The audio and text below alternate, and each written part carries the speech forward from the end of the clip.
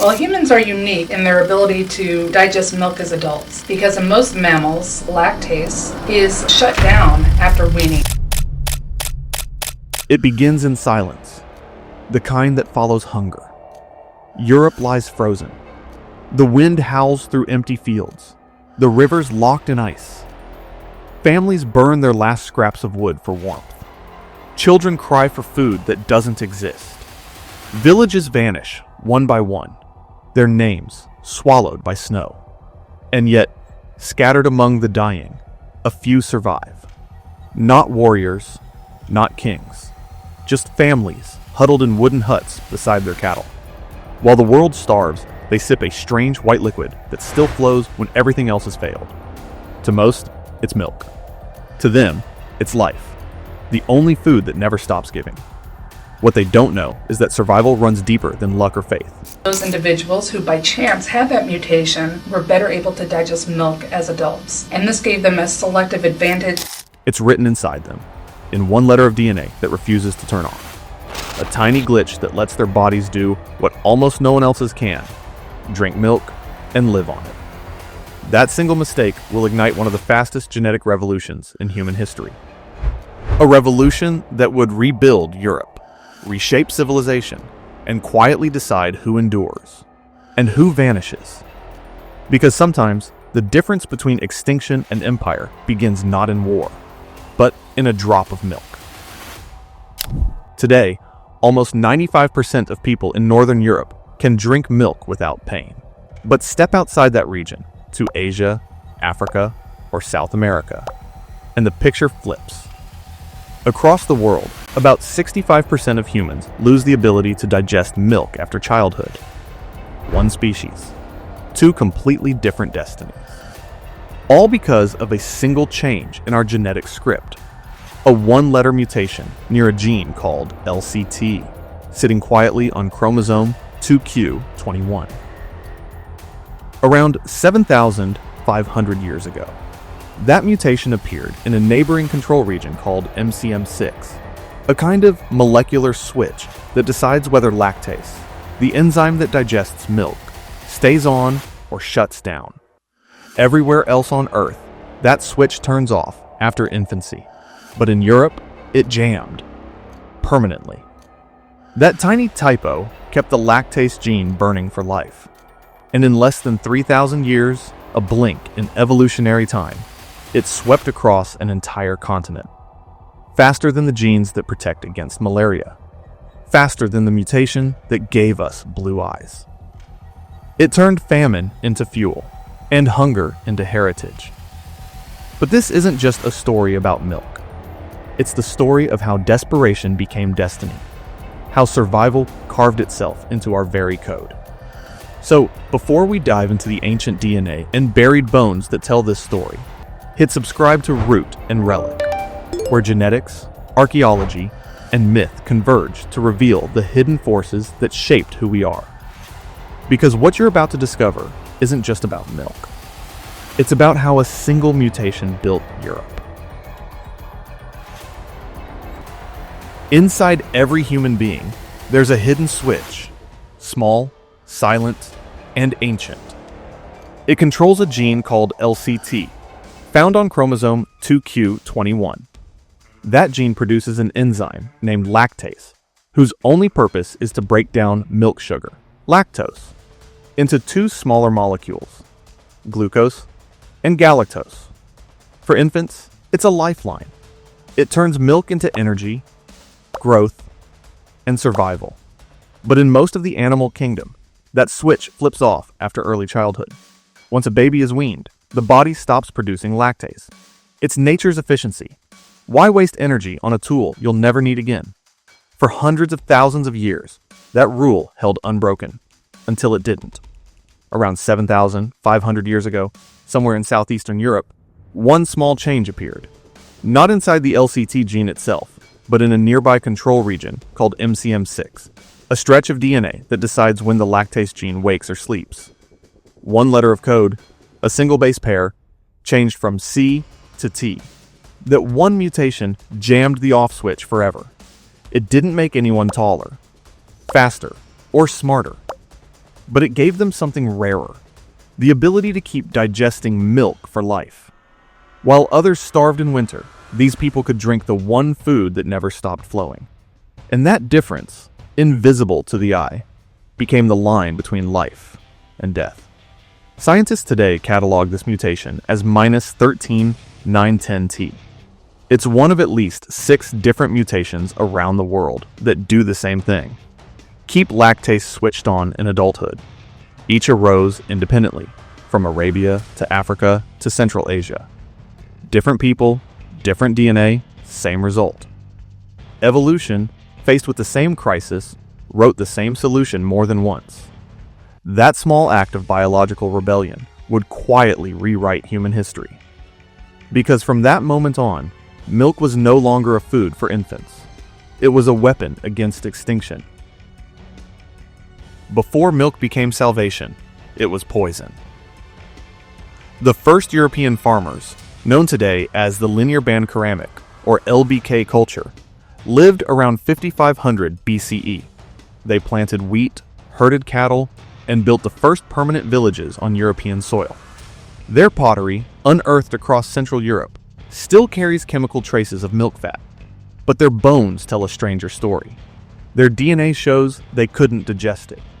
They milked cows, but couldn't drink the milk. For them, a full cup meant cramps, nausea, and sickness. They were surrounded by abundance their bodies rejected. So they found another way. They let bacteria do what their enzymes couldn't. By fermenting milk into cheese, yogurt, and butter, they reduced the lactose and made it safe to eat. This was humanity's first biotechnology.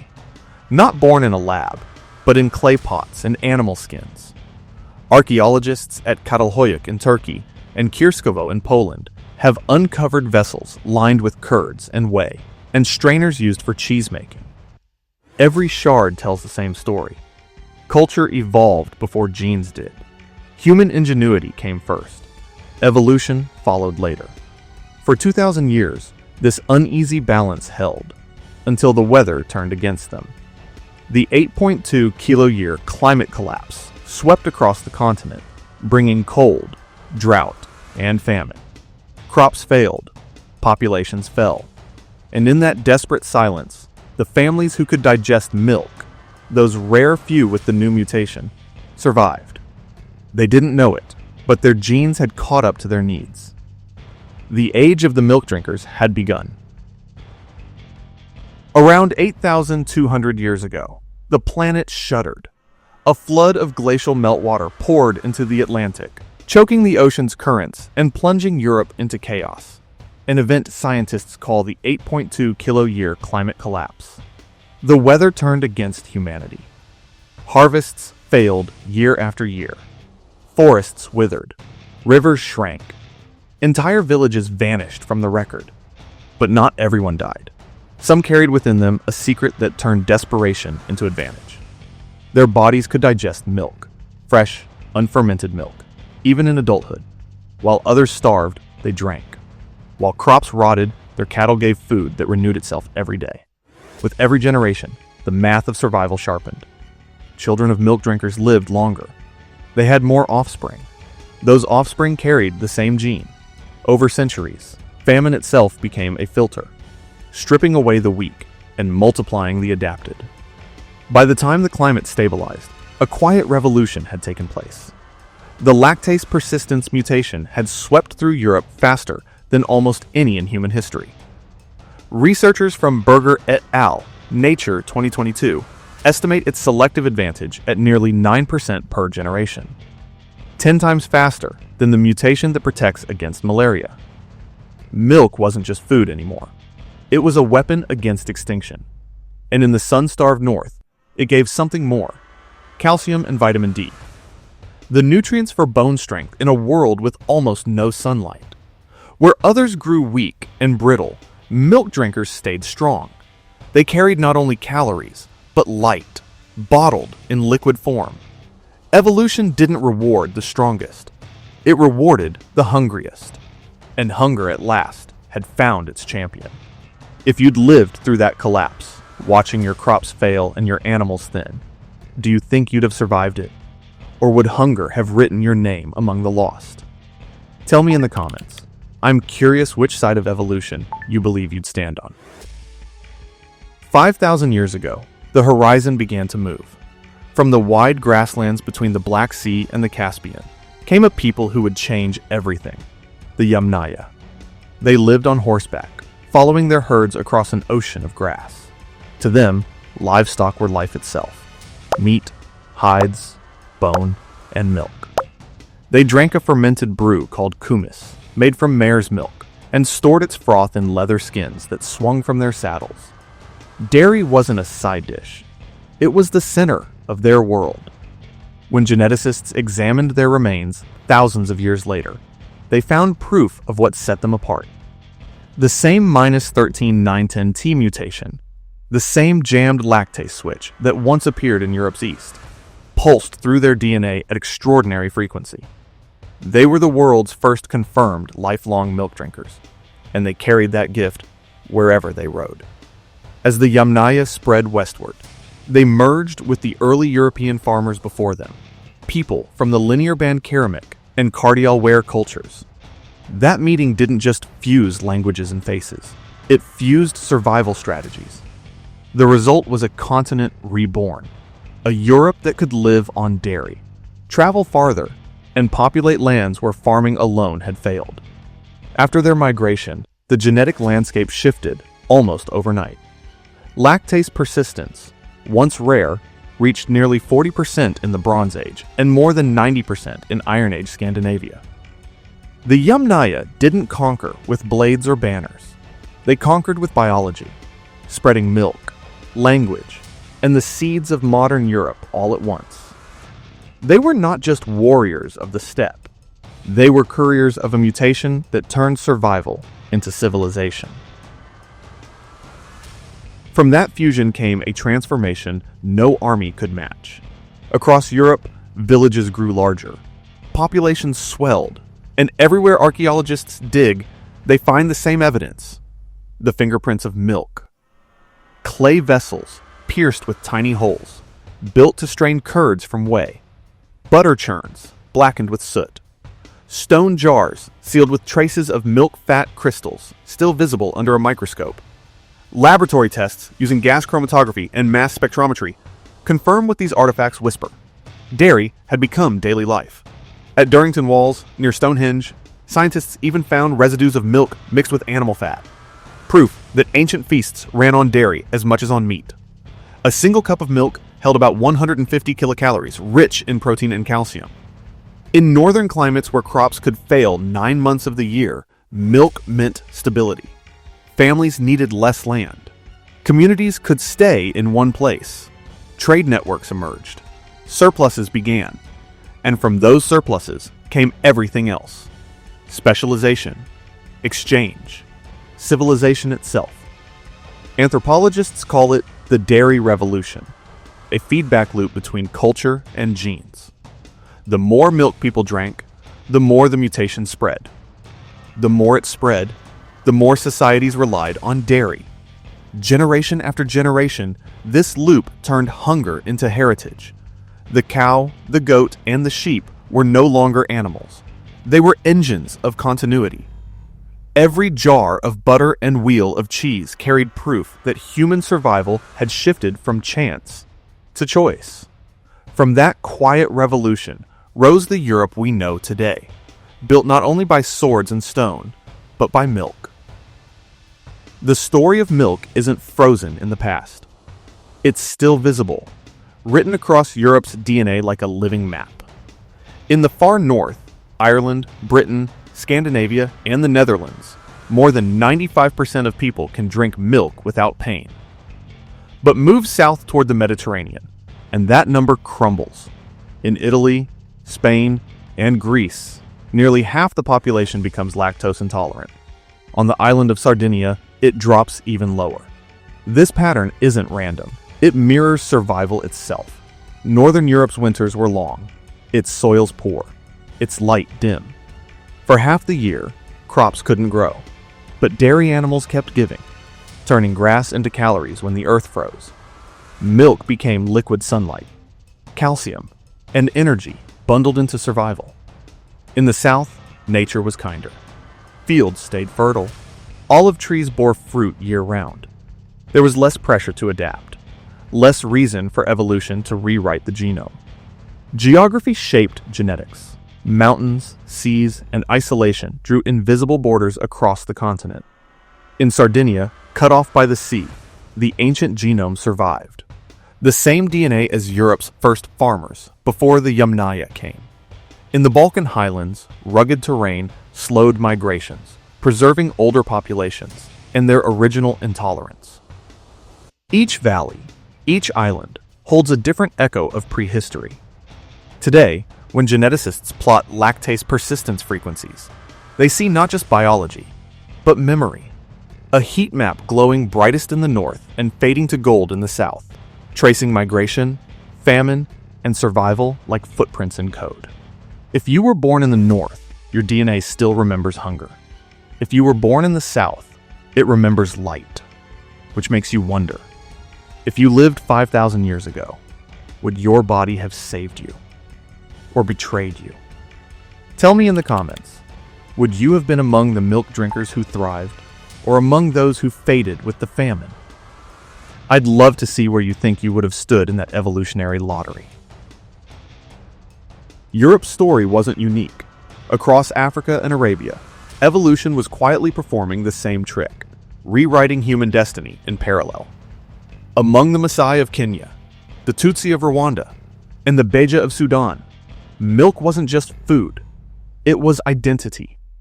They drank it raw, fermented, or mixed with blood. It was sacred. It was daily. It was life. But when scientists sequenced their DNA, the results stunned them. These lifelong milk drinkers didn't carry Europe's -13 910T mutation at all. They had evolved their own solutions. New mutations, same outcome.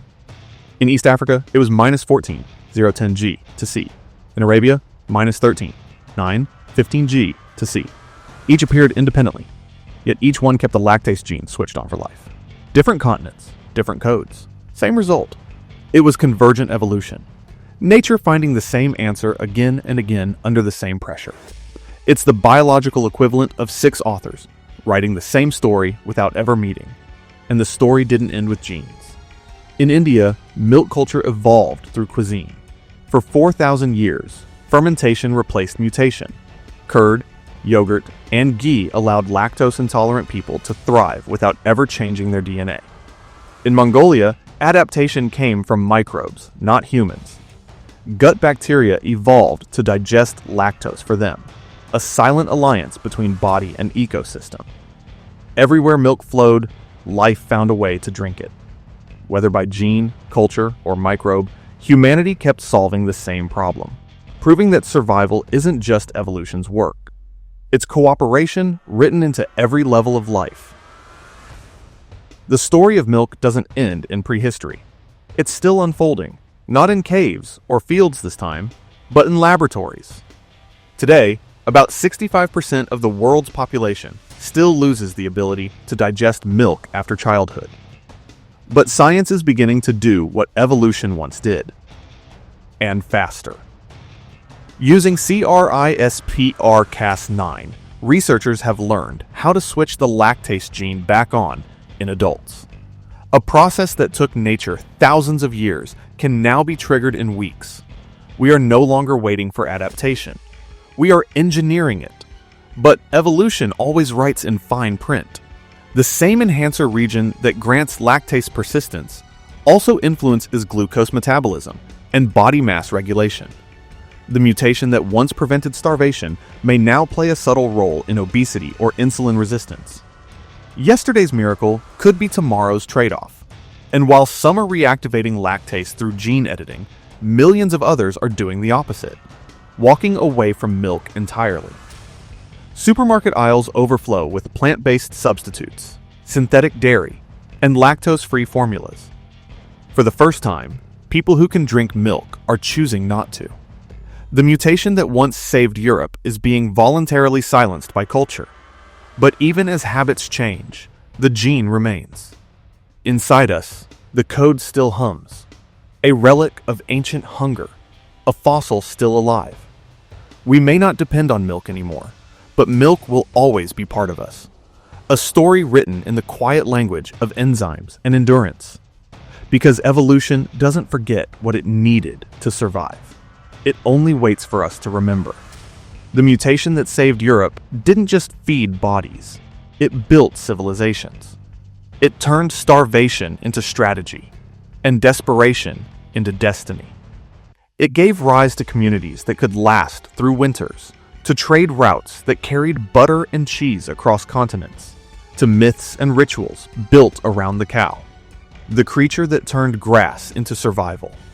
From the creamy feasts of Stonehenge to the ghee lamps of India, from the fermented mare's milk of the steppe to the milk drinkers of the north, the echo of that mutation is everywhere, in language, in culture, and in us. Every glass of milk, every swirl of yogurt, every block of cheese is a monument to persistence. To those who endured famine and passed on the gene that still defines a third of the world today. They didn't just survive nature, they edited it. You're not just drinking a modern comfort, you're tasting a 7,500-year-old victory. Proof that hunger once shaped history and still lives quietly in your veins. If this story changed how you see your own DNA, hit like, share, and subscribe to Root and Relic, where we uncover the buried science and forgotten ancestors that still move within us. Because in the end, every sip we take is a reminder that evolution never forgets the hungry, and neither should we.